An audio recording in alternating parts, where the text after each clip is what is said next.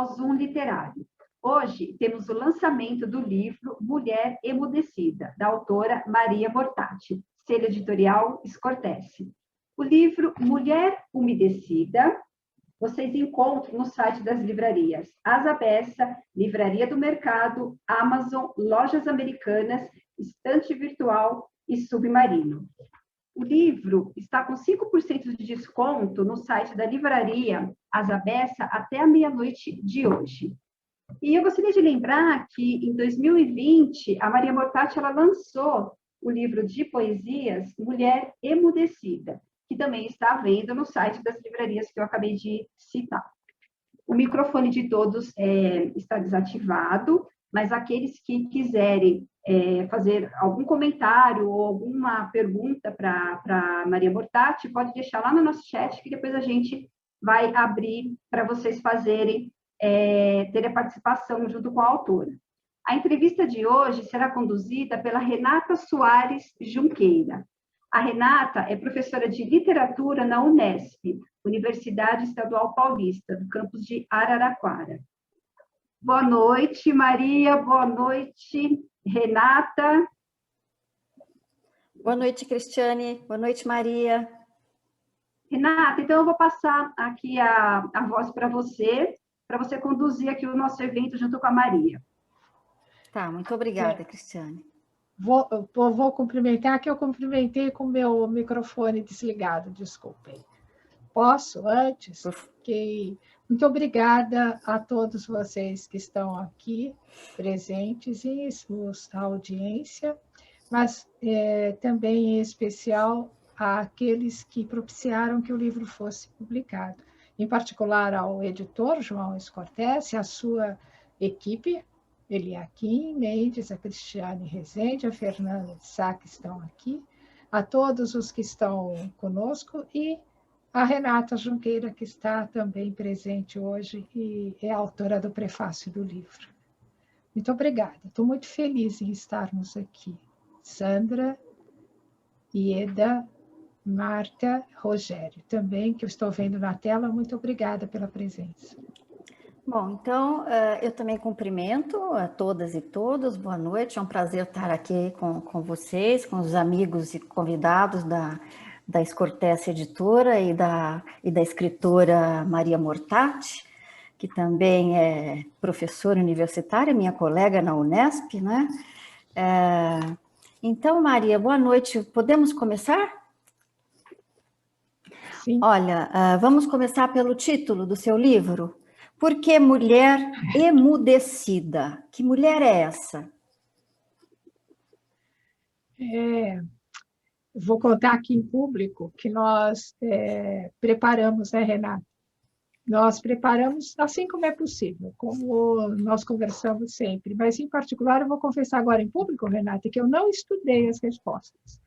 E eu fiz questão de ler as perguntas justamente para poder ler as perguntas, mas não preparar, porque a beleza é de dizer aquilo que é da alma do escritor, né? Quando nos colocamos na posição de explicar para o leitor, normalmente erramos. Temos tantas possibilidades didáticas, mas, no fundo, o que vale é o que o leitor entende, o que o leitor sente, o que o leitor pensa sobre aquilo.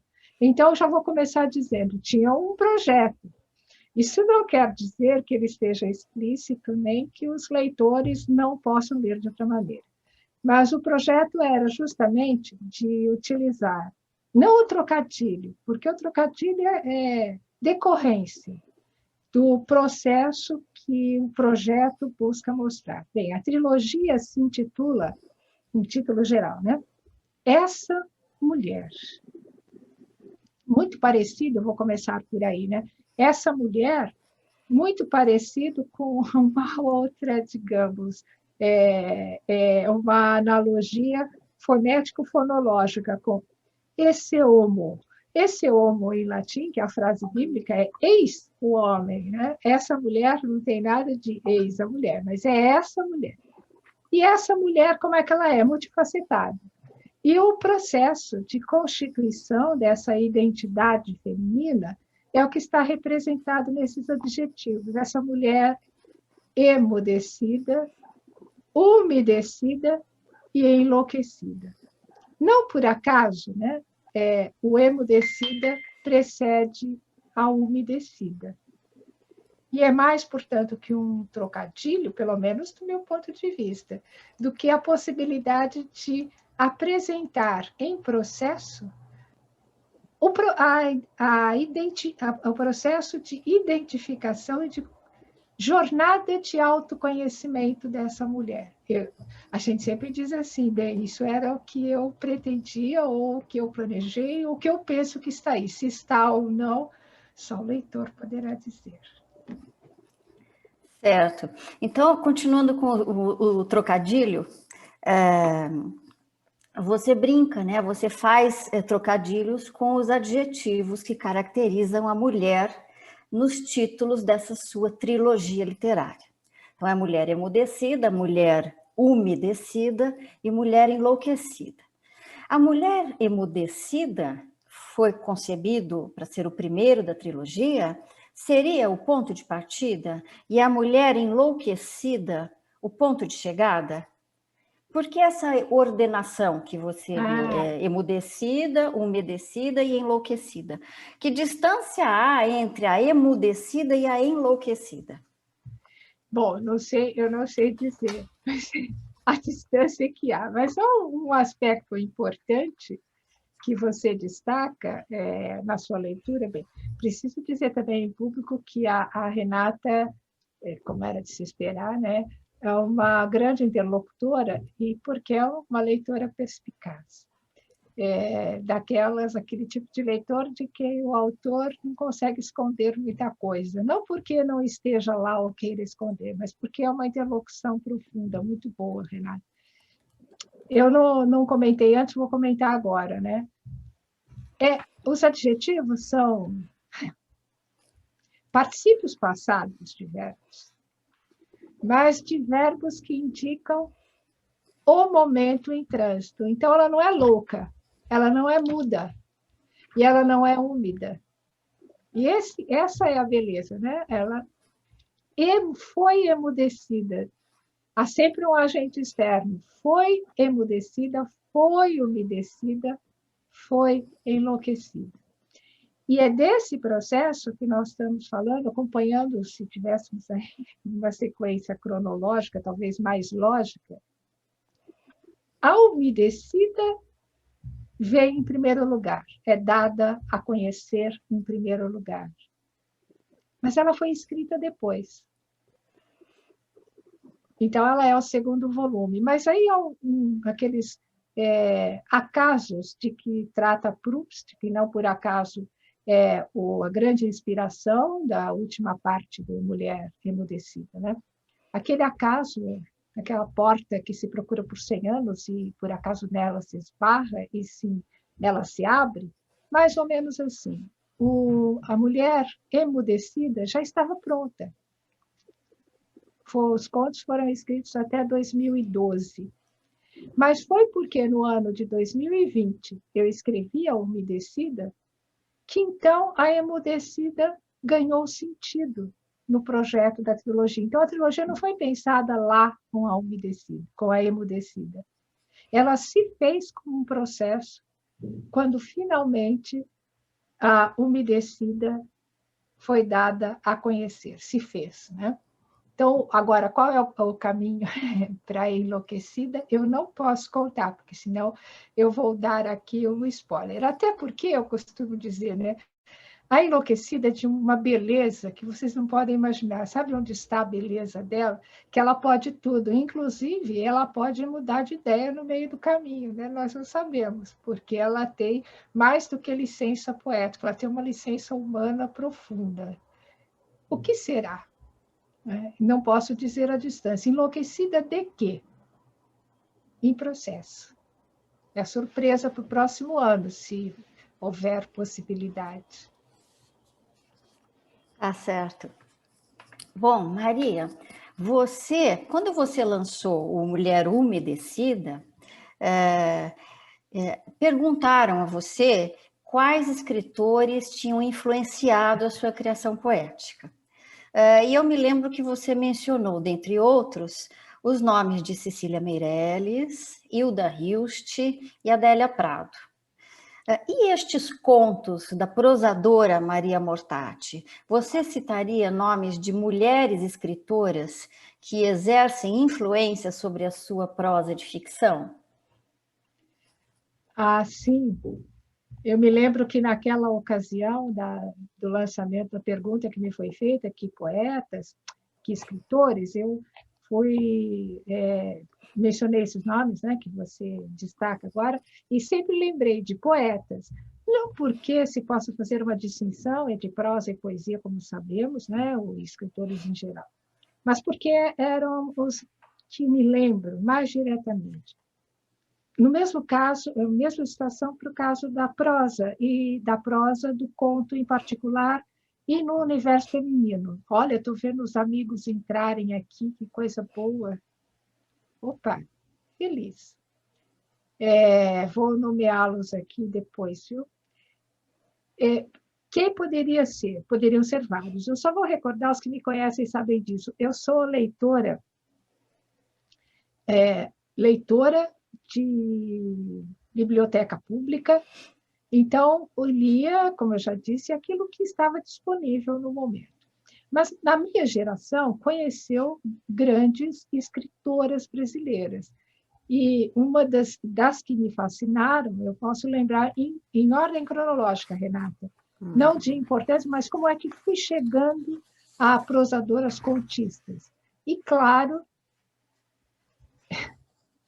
são coisas emocionantes, porque também, como o Proust se lembra, né?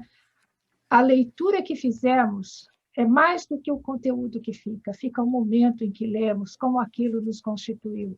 E agora, respondendo a você, eu vou me lembrar de Lígia Fagundes Teles.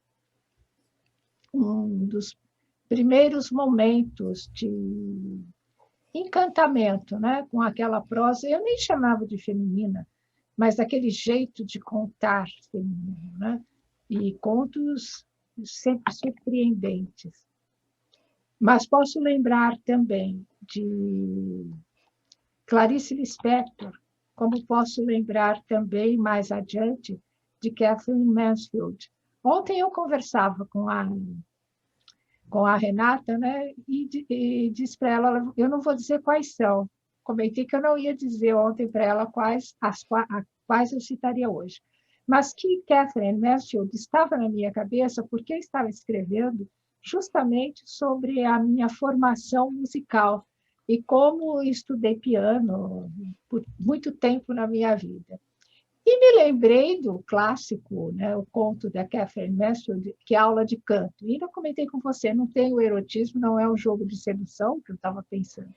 Mas é nesses momentos em que as leituras que nos marcaram, os escritores que nos marcaram, voltam. Então, ontem me lembrei da Catherine Mansfield, mas eu poderia citar também escritores. E, claro, Machado de Assis, por exemplo. Conversando com você ontem, eu me lembrei também, claro, de Guimarães Rosa. Quem é que nunca leu os contos do Guimarães Rosa e não sentiu algo que é tão lindo quanto ler romance, ler o Grande Sertão Veredas? Acho que vou cometer injustiças e vou permanecer nesses. Depois, se eu me lembrar, eu trago outros. Tá ótimo. Obrigada. Bom, Você me permite um momento, Renata? lógico. Eu vou ler os nomes que estão na tela, que entraram aqui, que me deixaram muito feliz. Então, vamos ver quem é que estamos aqui além de nós. A Ieda, Raquel, Adriana, Olinda, Cláudia, Fernanda já estava aqui, é da equipe, mas também vai lá, Fernanda. Rogério, Maria Júlia, Jaime, Sandra, Marta, Leila, Odair, João Luiz, mudou um pouquinho de lugar, Natália, a todos vocês cujos nomes estou vendo aqui, muito obrigada. No chat também, viu? Obrigada. Olá. Um olá Pronto, a todos Renata. também. Obrigada, essa gente linda. Olha, Maria, eu queria pedir para você explicar para os seus leitores a divisão desse seu livro em 4 partes. Em nome da mãe, em nome do pai, em nome da filha, em nome do homem. Você pode comentar? muito curioso, né? Porque há uma sequência quase que retoma a sequência litúrgica da Santíssima Trindade, né? Em nome do Pai, do Filho e do Espírito Santo, mas esta não é tripartite. Então, ela é uma outra liturgia, quase que uma liturgia profana ou profanada, uma liturgia religiosa católica profanada. A mãe, a figura feminina. Ó, tudo que eu estou dizendo aqui é o que eu estou dizendo depois que eu escrevi. Não quer dizer que o projeto de um texto literário tenha sido tão arquitetado a ponto de estar tudo sob controle.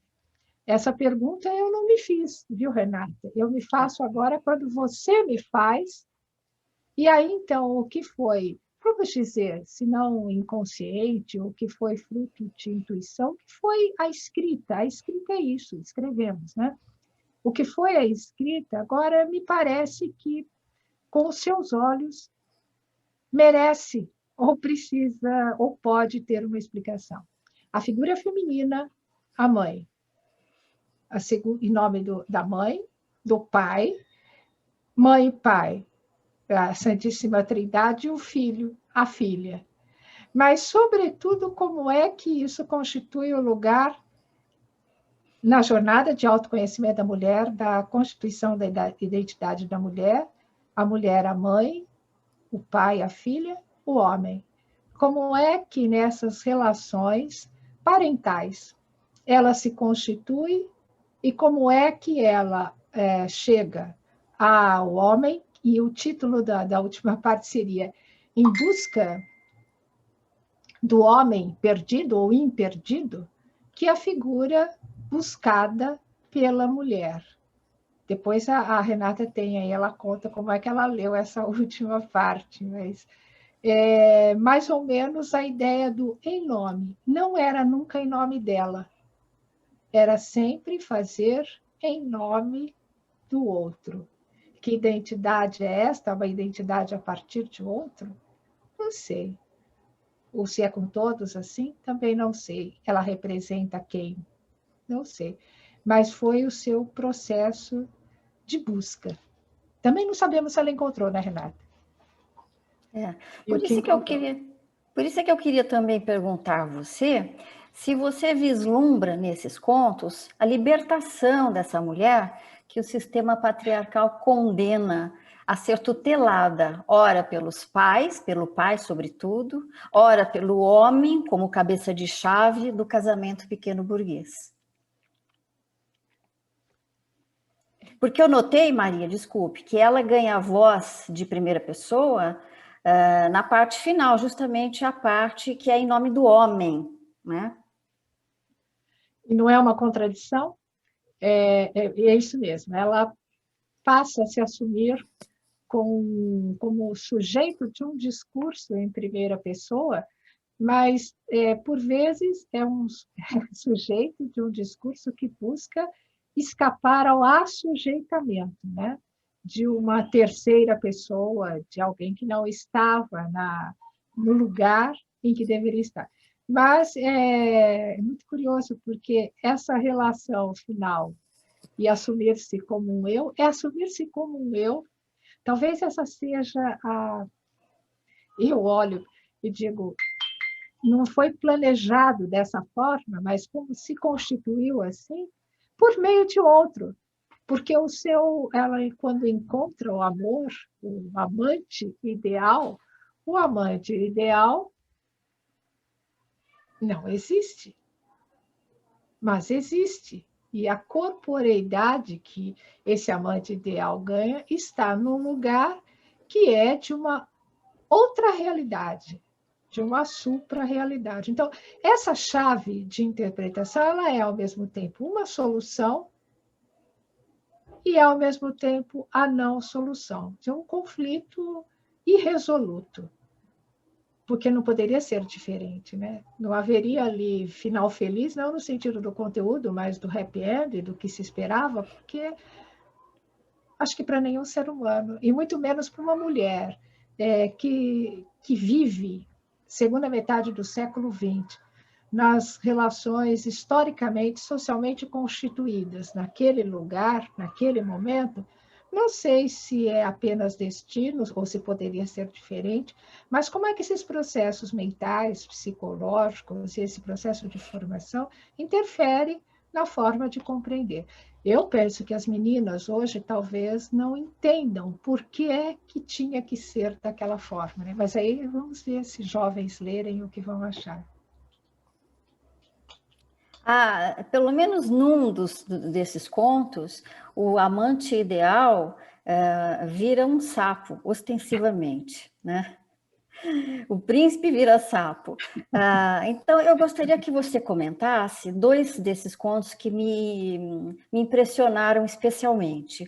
Um pelo tom escatológico, que é o conto Sodoma e Gomorra.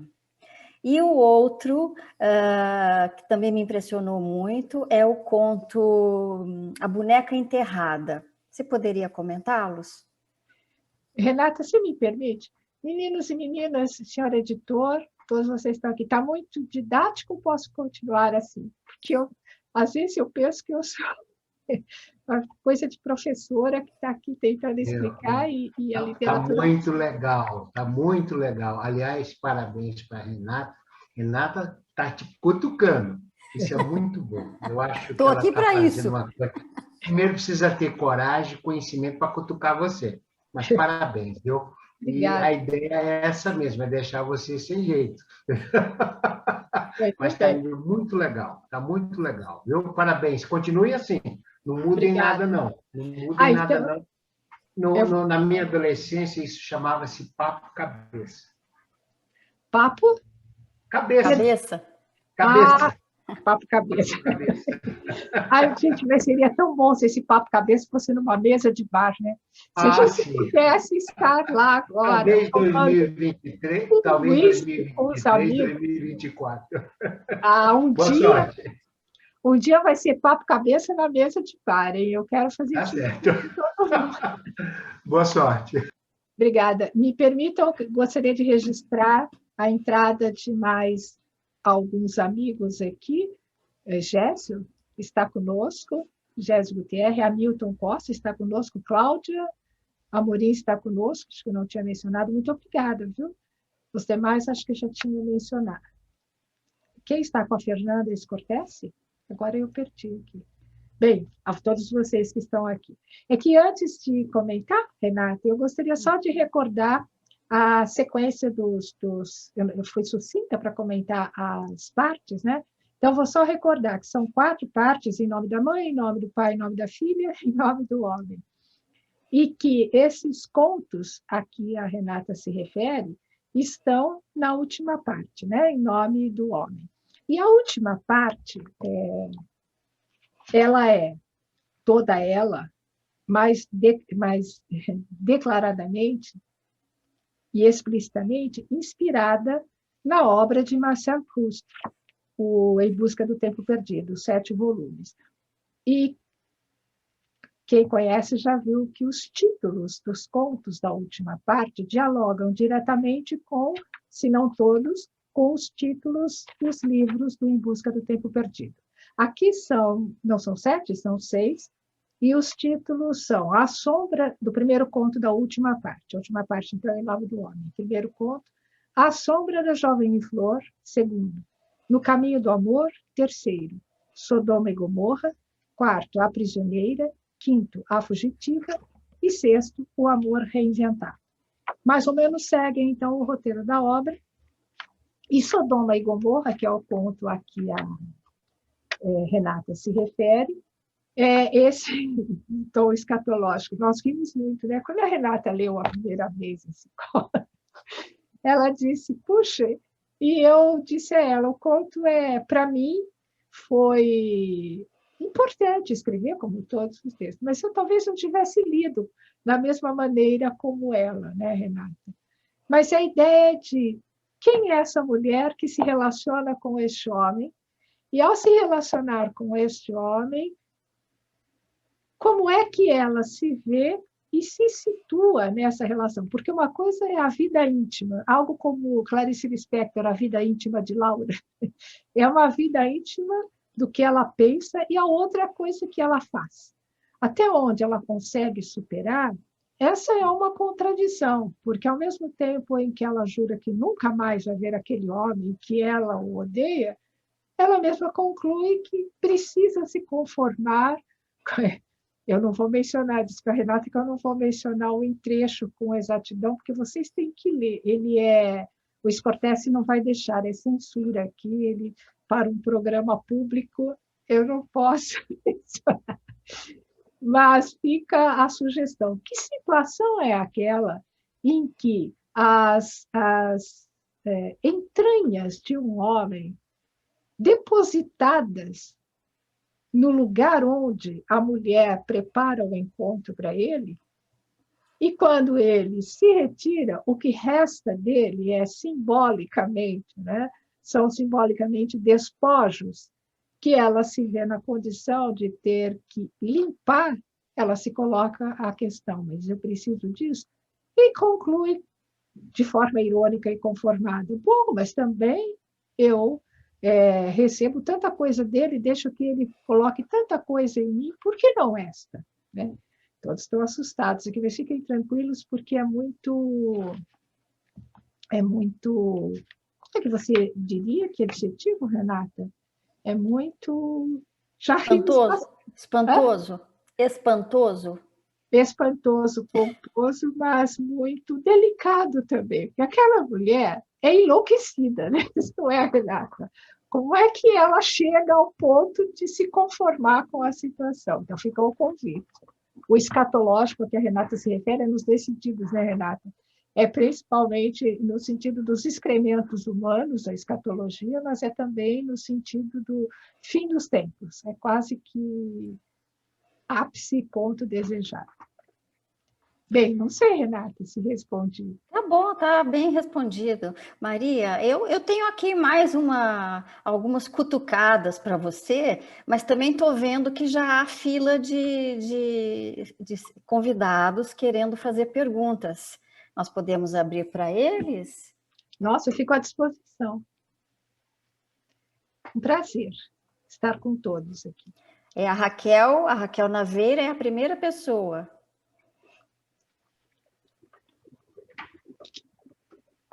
Olá, Raquel. Abri aqui nesse momento o meu microfone. Maria, parabéns por esse lançamento. Estou muito feliz por você dar continuidade a esse trabalho numa trilogia. A trilogia é 3, é um número perfeito, é o número da Santíssima Trindade. Com a trilogia, você fecha um capítulo importante dentro da sua escrita, enfim. Fique tranquila, porque professora e escritora, magistério e literatura caminham juntos mesmo na nossa vida, na nossa vocação, na nossa maneira de ser. Você está muito bem nessa live, conduzindo o seu livro, enfim. Parabéns à Renata por estar cutucando, mostrando assim como ela se debruçou realmente sobre os seus escritos, sobre a sua obra, e só o fato de colocar os títulos dos capítulos realmente já está aguçando muito a nossa vontade de ler o livro. Você falou em escatologia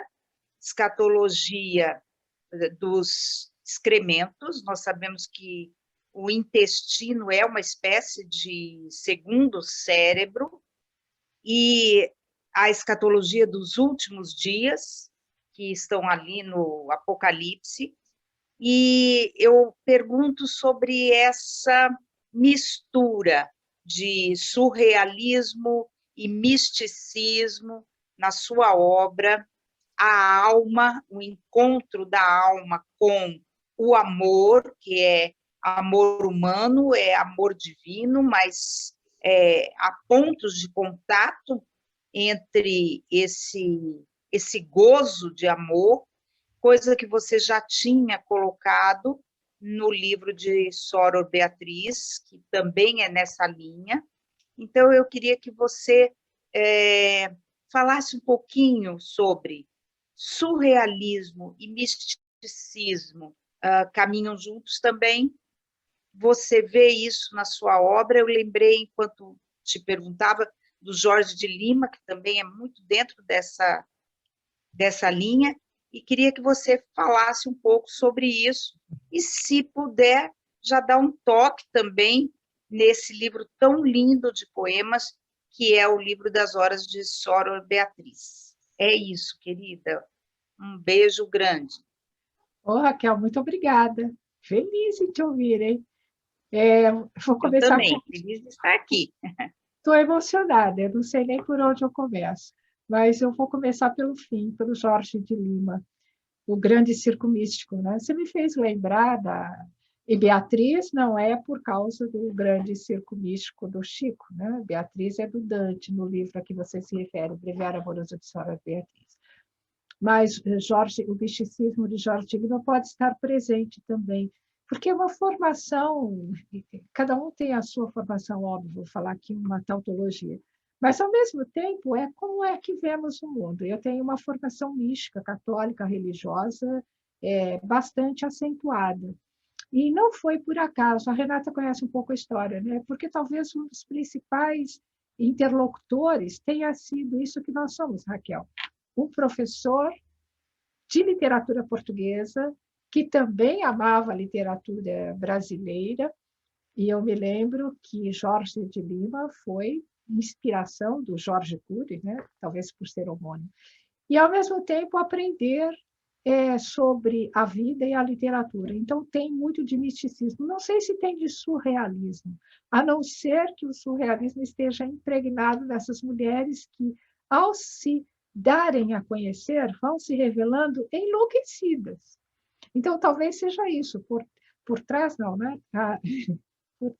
Nessa mulher serena, essa mulher aparentemente comportada, há uma loucura que é a loucura de buscar o seu lugar no mundo inconformada, embora ela esteja o tempo todo adaptada, adequada, ou buscando se adequar como uma forma de sobrevivência. Então, não sei se tem surrealismo. Agora, principalmente, e eu esqueci de falar, Renata, quando você ali me perguntou, né? Por que você menciona Breviário Amoroso de Soror Beatriz, que é de 2019? E não por acaso é um breviário amoroso, e não por acaso é Soror Beatriz, né? A atmosfera é do claustro, da cela, do lugar que essa mulher vai ocupar até a sua morte, o personagem, né? Até a sua morte. Mas eram poemas, e muitos poemas antigos. Mulher Umedecida, poemas também. Por quê? Né? Então, essa é uma boa pergunta. Por que a Emudecida são contos? E aí eu quero destacar algo que talvez faça parte, Raquel, dessa perspectiva mística, que é o encontro da música com a poesia. Então, o ritmo da Emudecida é um ritmo grave, para mim grave, do conto, da prosa, nesse caso da prosa. O ritmo grave, tanto que a inspiração central musical foi a Patética do Tchaikovsky. E por quê? Bom, conhecendo um pouco a obra do Tchaikovsky, vamos lembrar que essa Patética é a sua sinfonia final, né? Que ele imaginava fazer a grande sinfonia e tempos depois ele falece. Mas ela tem esses altos e baixos. Bom, é a sinfonia de Tchaikovsky que é a grande inspiração da Emudecida, como é Bach, a oferenda musical de Bach, e a Sinfonia número 5 de Mahler, são as influências ou as inspirações da mulher umedecida. E por quê? São poemas. E por que são poemas? Porque são os poemas que captam na sua brevidade, não a brevidade física, mas na sua concisão, na sua brevidade, eles captam a condensação do amor. Essa mulher umedecida, para mim, ela é de uma beleza que ilumina a Beatriz, que ilumina a emudecida. Não porque ela seja concomitância, né, de um processo, não.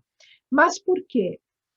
Como é que vamos olhar? Tempo e espaço se desfazem. Ela joga a luz a um tempo que é eterno, que a Soror Beatriz procurava.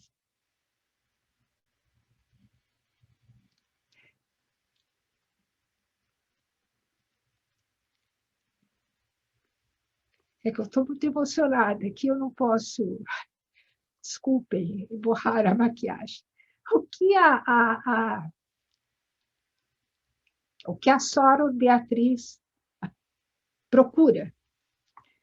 procurava, o que a emudecida procurava, há um momento glorioso da umedecida dizer: existe.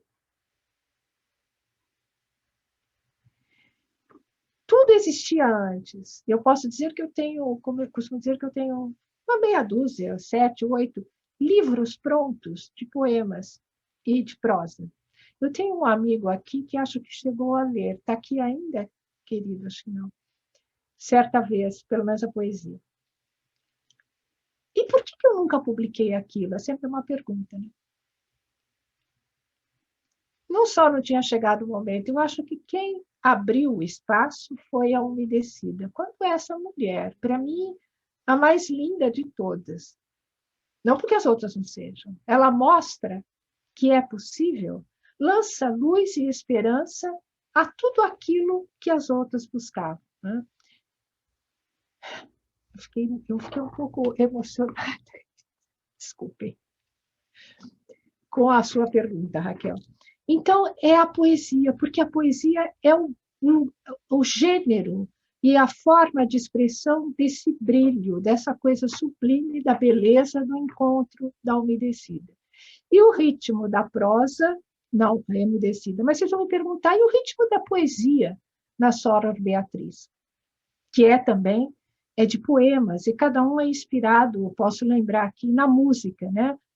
Talvez um dos mais, para mim, belos poemas de Soror Beatriz é inspirado na Sonata Kreutzer, que é um duelo verbal. Tolstói é a novela, né? A Sonata Kreutzer. E é um duelo verbal, que são duas almas que se procuram. Bom, eu não vou me estender aqui nos poemas, mas talvez eu possa dizer para você que eu não sei responder para você. Não sei exatamente. Mas a tua pergunta me faz olhar para aquilo, não como um projeto prévio, mas como é que eles foram se constituindo num projeto literário tardio, né? Muito tardio como concretude que vem à luz, mas muito antigo como um processo pessoal. A gente descarta lá os primeiros, né? Mas são poemas, por exemplo, na Soror Beatriz, escritos entre 1974 e esqueci a data do último, como na Mulher Emudecida, são entre 1979 e 2012.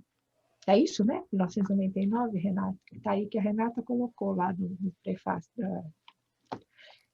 É isso, mas muito obrigada, Raquel. Fiquei emocionada com a sua pergunta e com o que você me fez retomar. Obrigada.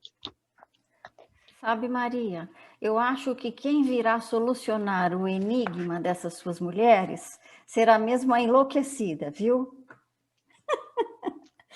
Agora, quem gostaria de perguntar alguma coisa também é o Hamilton Costa.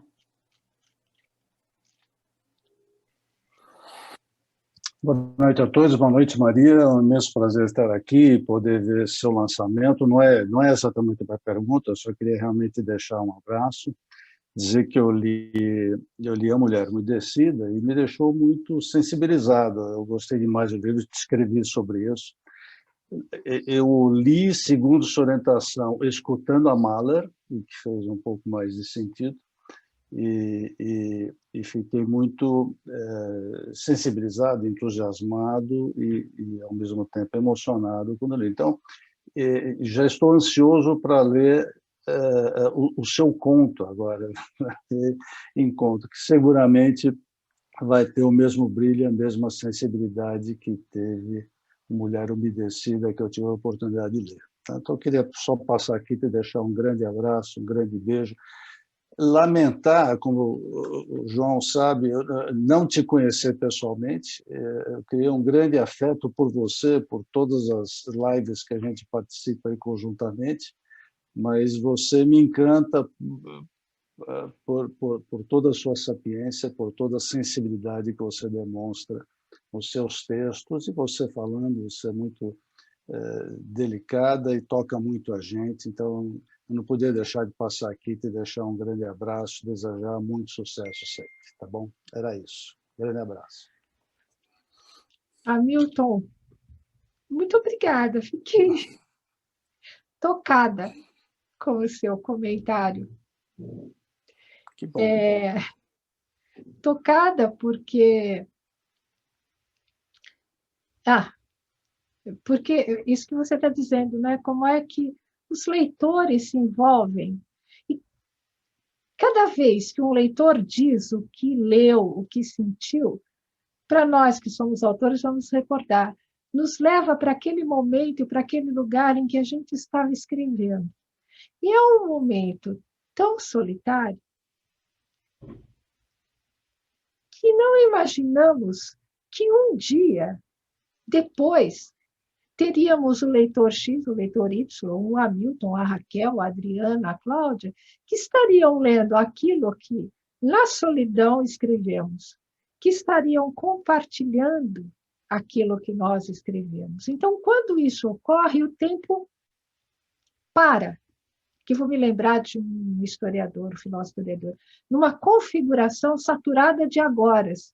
O agora da escrita, o agora da leitura, e o tempo se desfaz, e nós nos encontramos, né, nesse momento. Fiquei emocionada com a sua observação, e vou apenas recordar aqui, sim, eu sugeri Tchaikovsky, que certa vez conversando com uma amiga, e ela dizia que preferia a Patética de Beethoven, não está aqui, então não vou mencionar o nome dela, que ela preferia outra, e também, e eu estudei piano, toquei Beethoven muito tempo, e as sonatas de Beethoven, muito lindas, mas era porque Tchaikovsky, por esse simbolismo desse lugar de, ao mesmo tempo, fim, que é começo. Quando você me diz o que você leu, emocionada porque tocou, e eu espero, e agora vem uma responsabilidade muito grande, que a emudecida te toque tanto quanto a umedecida. Né? A emudecida precede... Já posso dar aqui um spoilerzinho para vocês que vão ler. Ela começa com o medo entre as pernas. Né, Renato? Eu acho que a grande simbologia aí é Shakespeare do Hamlet. Quem está aí? Esse primeiro conto, para mim, embora de uma página e meia, ele me assusta cada vez que eu leio pela concisão e pela carga emotiva que ele tem. Né? Com o medo entre as pernas, quem está aí era a mãe que chegava. A primeira pergunta do Hamlet, né? Quem está aí? Quem é? Quem bate? Né? Então, eu espero que bata. Agora, ela termina com rosto. E ela se entrega. Preciso falar isso que eu esqueci, Renata, eu gosto dessa parte. Há uma coincidência muito linda. Eu já comentei com o Scotesse, o querido editor aqui, pelo presente que, sem saber, me deu. A última parte, Em Nome do Homem, o último conto, que é o Amor Reinventado, se inicia numa manhã de sexta-feira da Paixão e termina num domingo de Páscoa, que é o tempo em que a protagonista toma para si, depois de refletir sobre sua vida, e ao refletir sobre sua vida, ela se vira para o lado esquerdo da cama, não encontra o homem amado, mas encontra o livro de Marcel Proust, O Tempo Redescoberto, na tradução brasileira, né? Le Temps Retrouvé. E, ao trazer o livro, ela se põe a ler e, junto com o autor, ela vai redescobrindo e recompondo, por suas madeleines, vai recompondo essa história e toma a grande decisão. E a decisão dela é que o amante ideal era aquele. Essa é a sua ressurreição no domingo de Páscoa. Aí, Raquel, vai um pouco também da formação religiosa e mística, né? Que está presente em todos, mas, neste caso, é profano. Como é que ela profana com a literatura a liturgia católica e faz a sua paixão, faz sua crucificação e morte. Há um trecho, eu gosto muito dessa Maria Mortati, viu? Que ela escreveu um trecho lá que eu leio e acho lindo, de 40 anos, os açoites, os sirineus que me açoitaram, as madalenas que me pisaram, até chegar ao máximo do profano, que é justamente entregar-se à literatura. A redenção, a sua ressurreição, sua redenção é pela e na literatura. Muito obrigada, Milton. Então. Grande abraço, Maria. Prazer te ouvir mesmo. Um abração. Sucesso. Obrigada. Adriana.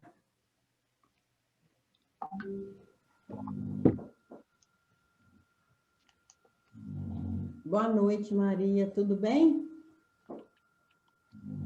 Está me ouvindo? Obrigada. Obrigada.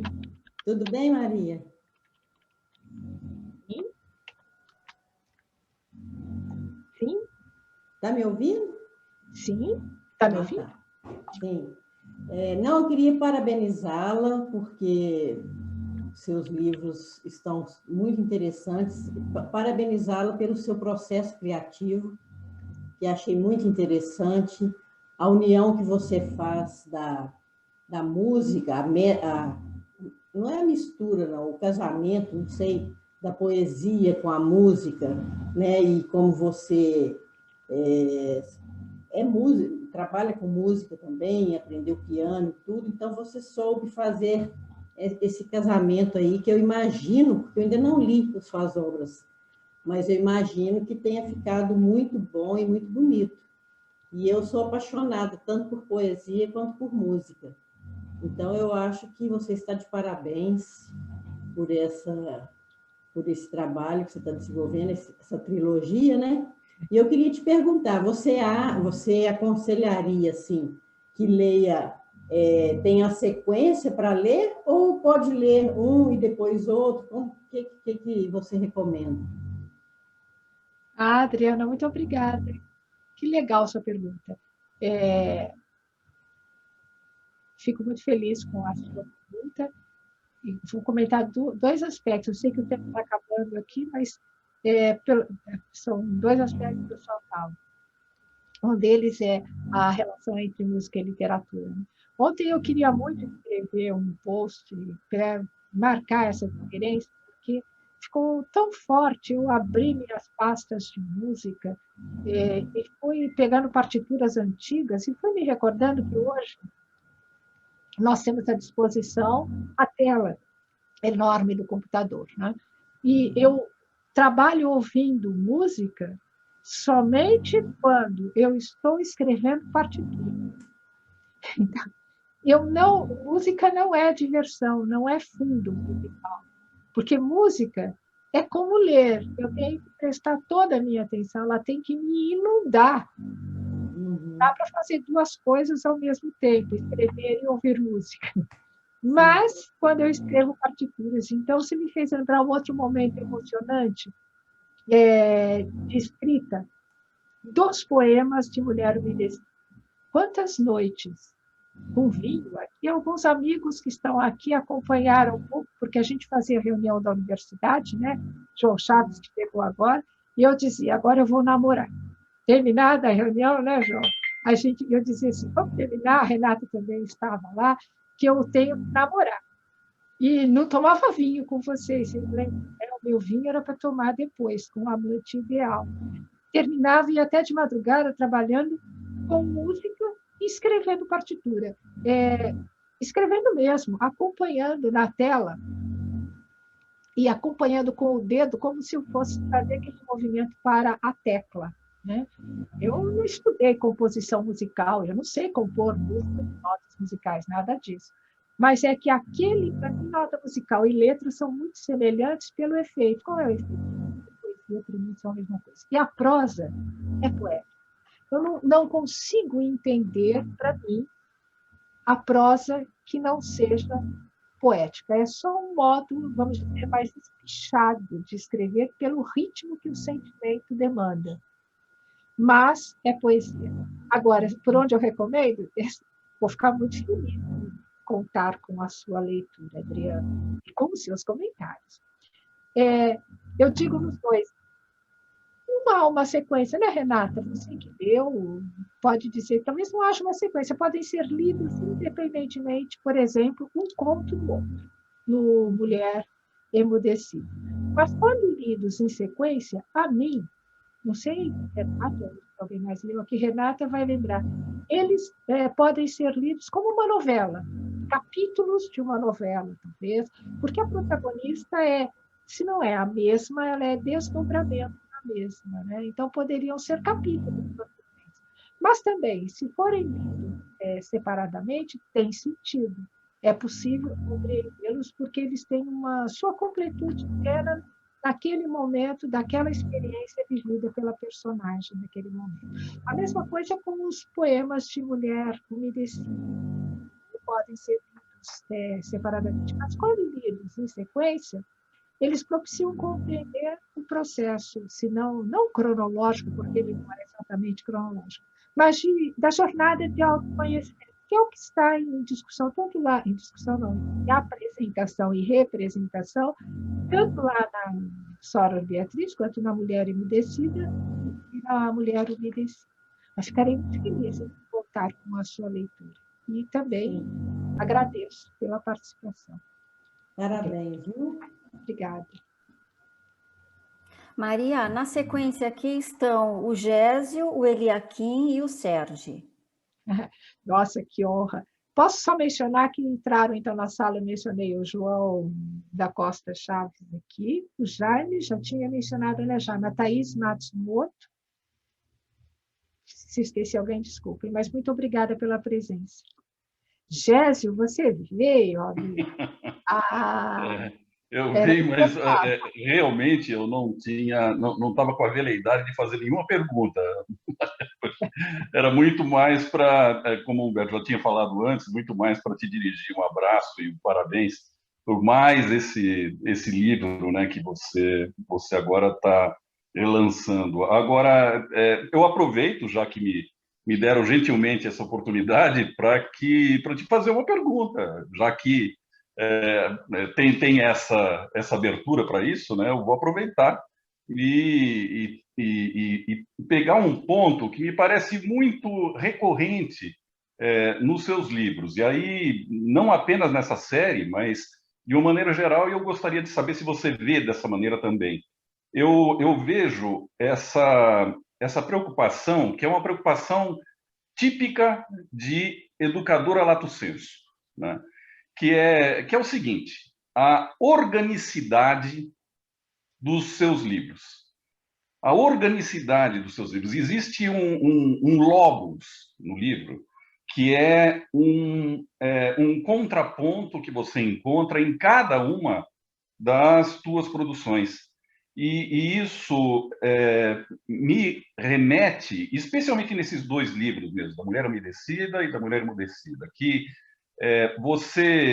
eu sinto de vez em quando, e aí eu vou te confessar que não é analítico, é a sensação mesmo, que de leitura de um romance de formação, né? Quer dizer, é você se vendo, é você captando as sensações, experiências, análises, toda a bagagem hermenêutica que você desenvolveu ao longo de uma trajetória tão grande. Não é por acaso que esses contos se estendem nesse período de tempo longo, e que, no final das contas, você expõe aquilo que você aprendeu durante essa jornada. os seus livros me dão uma sensação de jornada. É isso. Né? E que, nesse sentido, eu vejo uma concatenação muito surpreendente, sempre saborosa, invariavelmente saborosa, dos seus livros, digamos assim, não literários e os livros literários. Né? Você está sempre preocupada com isso, a formação. E também, até em relação a esse aspecto, isso também cai como uma luva naquilo que você estava falando sobre a extração proustiana do que tenha naquela parte mesmo desse livro, da mulher emudecida. Porque, de alguma forma, a memória está presente. De alguma forma, você tem que trabalhar com esses blocos que vão constituindo a formação final. Na verdade, a minha pergunta é muito mais psiquiátrica que qualquer outra coisa. Eu estou louco ou é mais ou menos isso mesmo? Obrigado, um grande abraço para você, é uma honra, novamente, acompanhar a trajetória da professora Maria Mortati, e que eu tanto admiro e que tantos seguidores amealham. Obrigado. Bom, muito obrigada, Gésio Gutierrez, que está falando, me permite, senhor João Scortese, como editor da editora Unesp, né? Diretor-presidente, editor da editora Unesp, por isso que ele está falando da minha obra, que tenho orgulho de, minha obra acadêmico-científica, que tenho orgulho de ver constar no catálogo da editora Unesp. Mas muito obrigada, Gésio. Eu acho que você não está louco. Pode ser isso mesmo. Sabe o que você estava dizendo? E eu estava me lembrando de Joyce, né? De Joyce, que quem estiver ouvindo não me considere pretensiosa.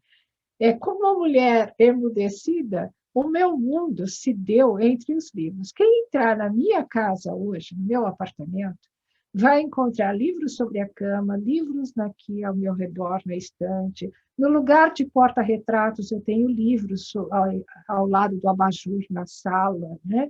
Lá, os livros que chegaram novos estão numa caixa na área de serviço, que eu não tenho onde pôr. Se eu abrir o... Enfim, minha vida é uma vida de relação com essas pessoas que eu conheci e que me constituíram. Se elas existem ou não, eu não sei. Mas todas as referências são essas, os livros e a música.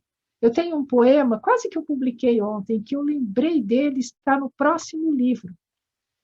Um dos livros que espero publicar não sei quando. E o título, só para você lembrar, o título desse livro de poemas é Cancioneiro da Espera. E todos os poemas são feitos como estudos musicais. E um deles é um adágio.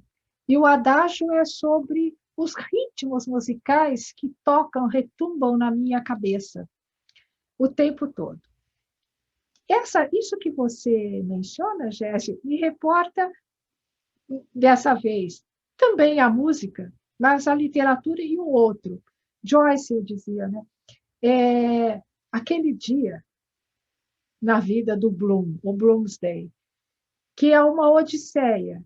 E se perguntarem se aquilo tem fim, e mesmo se perguntarmos quando o Odisseu chega a Ítaca, se chegou mesmo, não importa, importa foi o caminho. E por que eu estou lembrando disso? Porque você falou romance de formação. Romance de formação foi daquilo que fui acusada na minha tese de doutorado. Um membro da banca disse que aquilo não era uma tese, que aquilo era um romance de formação. Ela está falecida hoje, infelizmente, uma professora querida. E que era um romance de formação. Eu falei, não, eu fiz uma tese. Bem, então você tem razão, Gésio. Quem somos nós quando escrevemos, se não aquilo que nós somos? Isso que você disse, uma jornada. Se a jornada tem fim, tem começo, se ela é feita de memórias ou de experiências reais, não sabemos. Mas, com certeza, as palavras dão uma concretude a tudo aquilo que até parece que a vida da gente não foi em vão. Né? Se a Scortese, por exemplo, não tivesse publicado A Mulher Umedecida, por exemplo, não que o outro não pudesse publicar, não é isso? Mas o fato de ter sido acolhida e, nesse momento, dá um significado a tudo que eu tinha e que sempre tive. Cadê o João Luiz? Não está aqui? O João Luiz é um dos que sabem, né?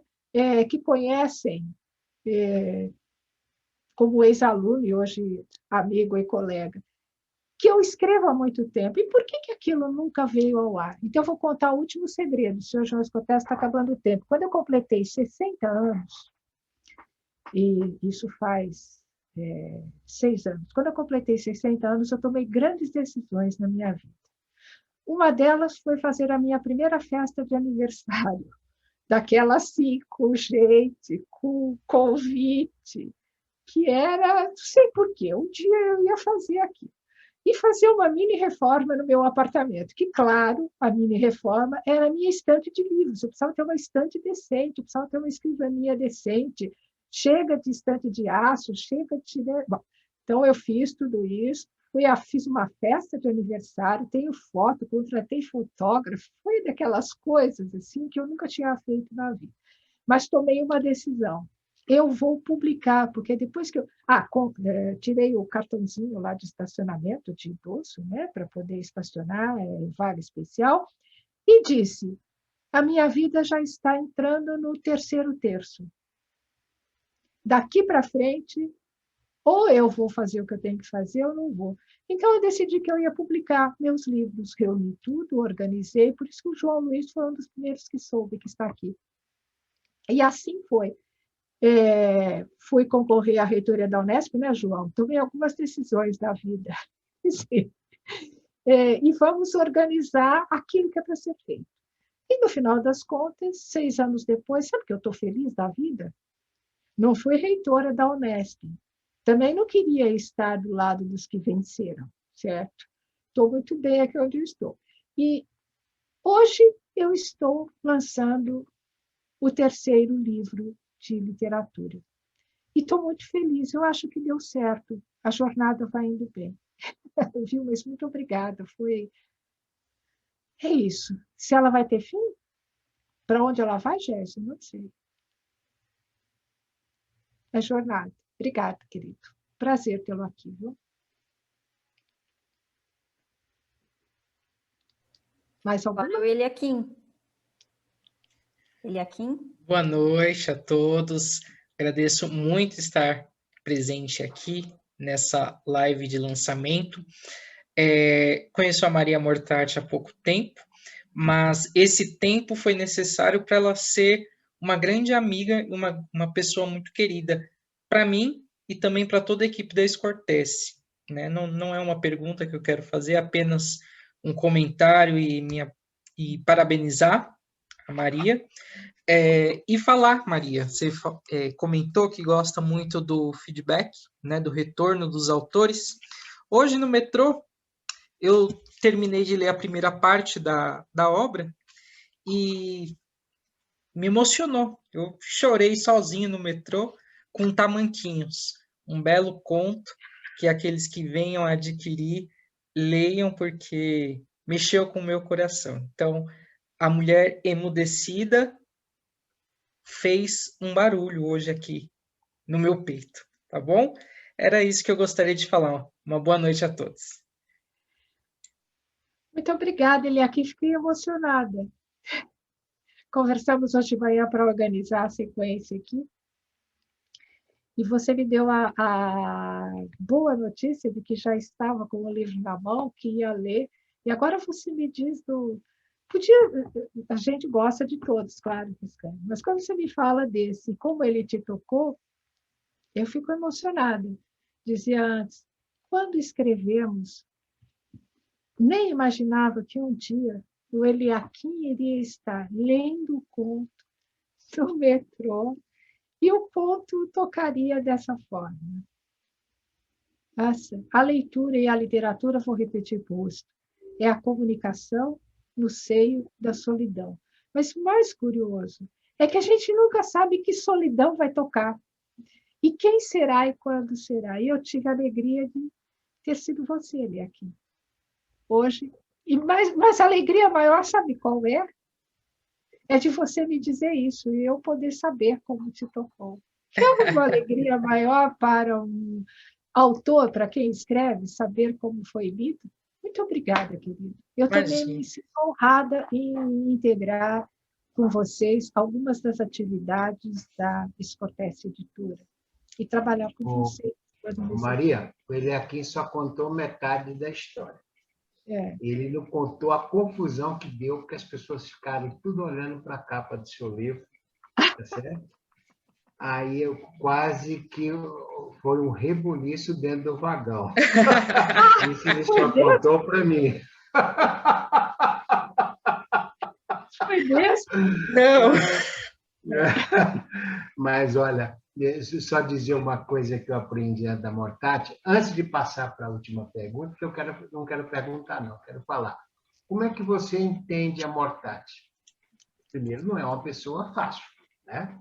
Mas ela é uma pessoa que escreve pensando e pensa escrevendo. Se você colocar isso dentro do seu coração, você vai entender a Mortati. Então, repetindo, ela escreve pensando e pensa escrevendo. E o Gésio, que é meu colega editor, juntos publicando o trabalho dessa mulher incrível. Tá bom? É isso que eu queria ter registrado antes de encerrar. Não vai chorar. Não vai chorar, porque ela chora. Renata, acho que nós temos a última pergunta, né, Renata? Tá bom? Obrigada, senhor. Isso aí. Obrigada, João Escortece. Você sabe quanto me sinto emocionada. Ele sabe que as mesas de debates que eu coordeno também é a mesma coisa em outros lançamentos, em outro lançamento fez. Muito obrigada, João Escortece. Vou registrar as suas palavras do editor querido. Tenho a honra de ter 2 editores aqui hoje. Que autora de sorte! Que autora, que privilégio, né?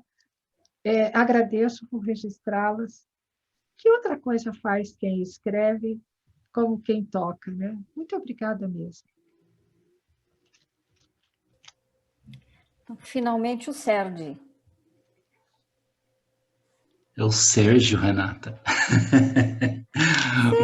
Sérgio Aníbal. Ô, Sérgio, olha, agora que eu estou te reconhecendo. Desculpa, Sérgio. Boa noite, Maria. Gostaria só de dizer que é um grande prazer estar aqui, te ouvir. Eu li Mulher Umedecida e agora quero ler Mulher Emudecida, que só de ouvi-los aumenta a minha curiosidade. Eu conheço a obra teórica da Maria, que é uma obra sensacional, e agora estou conhecendo a obra literária, que também excelente. Tem lá, como o Gésio já disse, as marcas autorais de uma em outra,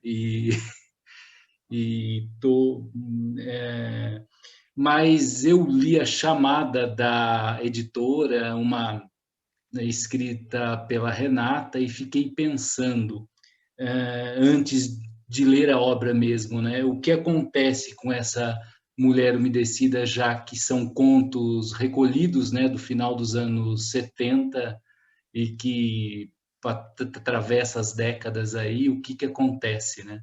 O meu primeiro ímpeto de leitura vai ser justamente esse, saber como ela se comporta.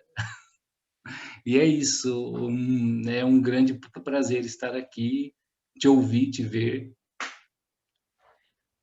Sérgio, muito obrigada. Fico muito feliz de recebê-lo aqui em mais uma sessão de lançamento e ter você como leitor e como interlocutor também. Agora, ainda mais feliz também da obra literária. Mas espero que você não apenas goste, mas que você goste muito a ponto de ver que são a mesma pessoa, né? Como a gente costuma dizer, não tem para todo mundo a mesma coisa, mas não é igual, né? Mas é a mesma pessoa que escreve. E eu fico muito feliz. Quando você menciona o prefácio da Renata, ou a 4ª capa, o texto da Renata, eu só quero fazer um registro aqui que acho que não ficou e quero que fique gravado, Renata. A Renata é a autora do prefácio ao livro. Eu e a Renata conversamos muito pouco, né, Renata? E curioso, quando as pessoas se entendem, elas podem dizer, e aí, você? Sim, Pronto, a coisa acontece, então eu digo, você faz o prefácio, vou te mandar os originais, que ainda estava só o miolo diagramado. Ela leu, mandou, e ela falou, o que você acha? Era um domingo à tarde, né, Renata? Eu levei um susto e disse, eu jamais pensaria este livro do modo como a Renata leu. E eu fiquei tão feliz, você lembra disso, né, Renata? Acho que até queimei a comida que eu estava fazendo lá no almoço, porque eu queria ler, entender o que você estava propondo. Uma beleza, e eu quero aqui agradecer em público. O prefácio, como é que esta leitora especial lê esse texto. E dali, Sérgio, foi extraído o trecho para a quarta capa. Claro, não podíamos perder. E onde se registra, inclusive, a sequência cronológica, o tempo em que aqueles contos ficaram lá.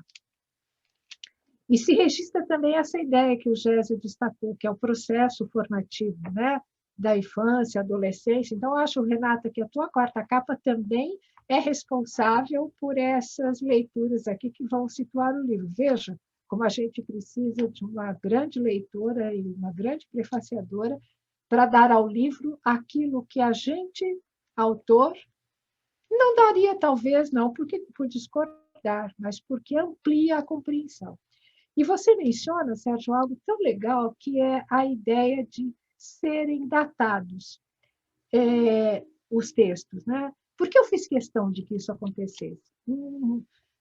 Um leitor do Sora Beatriz me perguntou, porque lá também há um trabalho de reunião de documentos, até a morte da personagem, né, 1979, até a morte da personagem. Então, ele pergunta, por que a ideia de datação? Bom, porque eu situo no tempo. Talvez porque eu seja historiadora, mas também historiadora. Mas, mais do que isso, né, porque há um lugar no tempo, que ao mesmo tempo é todo o tempo e ao mesmo tempo é a jornada de que eu já falava. Mulher Umedecida, que é o livro de poemas, ele tem essa marcação muito clara, e ali eu aprendi como aquilo era importante. Posso comentar um aspecto, se me permitem, desse livro? A Raquel mencionou o Breviário Amoroso de Sora Beatriz. Breviário Amoroso, o livro das horas, né? Seria aquele que tem o rito para as horas do dia. E, curiosamente, Raquel, não sei, Raquel está aqui, quando eu vou procurar a minha Bíblia poética, não é o Sora Beatriz que eu procuro. Às vezes, eu vou dizer, penso, que dia é hoje? E vou pegar o Mulher Umedecida para ler. O que eu escrevi nesse dia? O que eu estava sentindo? Porque a ideia da datação é essa beleza de tentar segurar o tempo. Não será possível congelar o tempo, mas como é que aquela experiência que foi tão boa ou ruim, queremos que se repita? A mesma coisa nos contos, porque eles se mantêm não na datação explícita direta, mas se mantêm no período em que foram escritos. Agora, não esqueçam de Fernando Pessoa. Assim como o poeta, a poeta também, tá? Só que não vai rimar, porque vai ter que pôr no feminino, mas então vai no masculino. O poeta é um fingidor. Finge tão completamente que chega a fingir que é a dor que devera sente. Então, se é um processo, uma jornada ou não, também não sabemos. Mas que fica registrada como tal, ela fica. E aí, Sérgio, eu espero que você também goste e também se interesse por ela, esperando a Enlouquecida. Muito obrigada por sua presença aqui hoje, por sua participação. Bom, Maria, eu não sei se a editora Scortese vai querer ficar com a última palavra.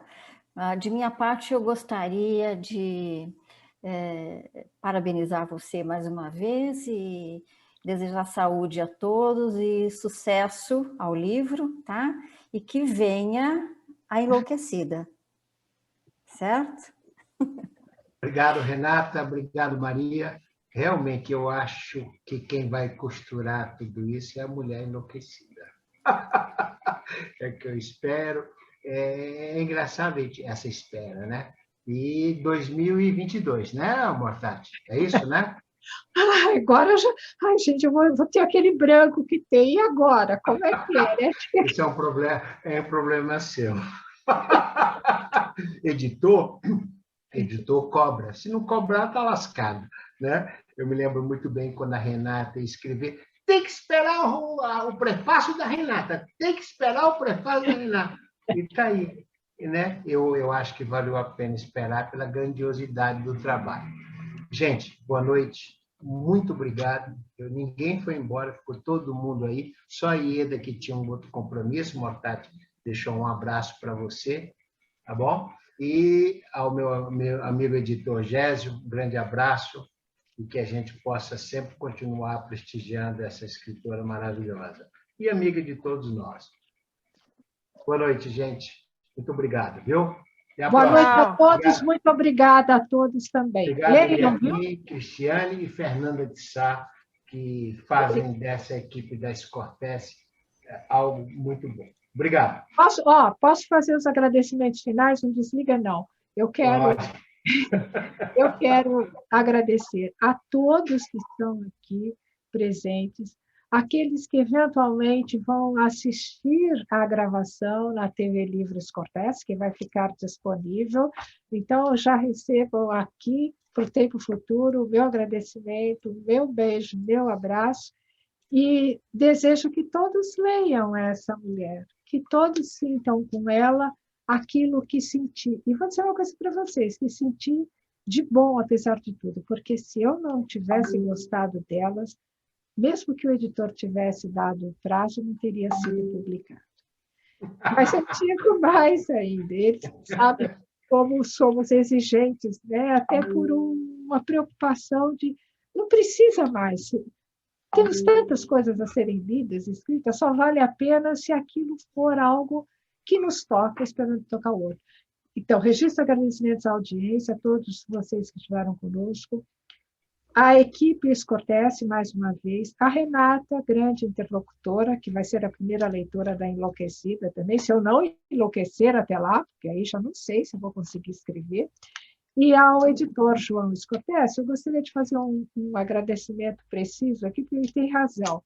O editor marca o prazo, e esta que você fala, respeita, né? Ele sabe, tanto respeitei, que assim, para mim o trabalho de editor é sagrado, o Gésio sabe disso, eu não dou um passo sem consultar os meus editores. O que você acha, o que você pensa, porque eu acho fascinante, eu não quero ser editora, não que eu não gosto, mas isso é que meu lugar é de autora, como diz o Roger Chartier, a mente do autor e as mãos do editor, entrega. O editor faz a sua parte, isso nos satisfaz a mim e muito. E essa equipe perfeita também. Mas o que eu gostaria de dizer é que tanto foi lá o exemplo da mulher umedecida, o prazo foi estabelecido, o último poema entregue naquele prazo.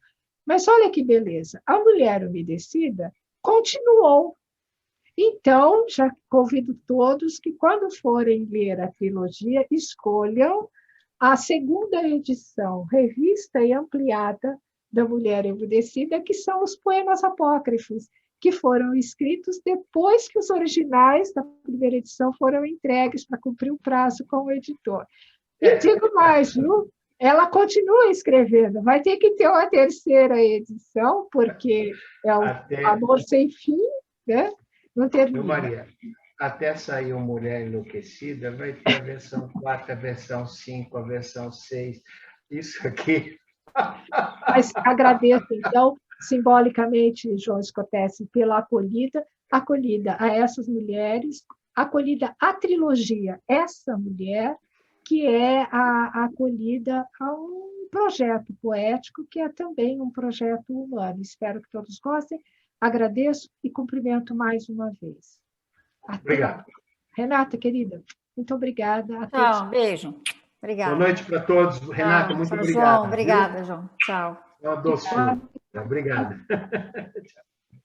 Tchau.